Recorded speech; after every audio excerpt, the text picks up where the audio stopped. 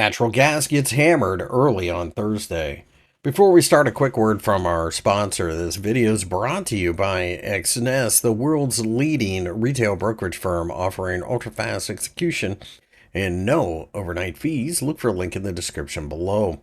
The natural gas markets have been absolutely hammered during the early hours on Thursday, as it looks like we are trying to form that double top that I had talked about previously.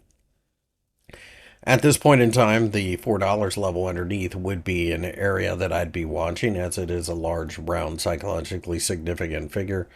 And at this point in time, I think you've got a situation where traders are perhaps trying to focus on the upcoming springtime and storage report. After all, if the springtime it shows up in the next week or two, that is going to destroy demand for natural gas. Natural gas storage comes out later in the session, and it is expected to be a withdrawal of 191 billion. But at this point, we'll have to wait and see how that plays out.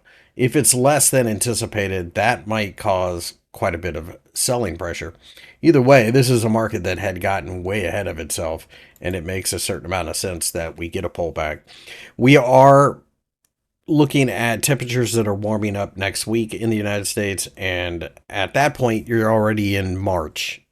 So the futures contract will be rolling over here in the next few days on the 26th over into the April contract. So I think this was the last hurrah for natural gas.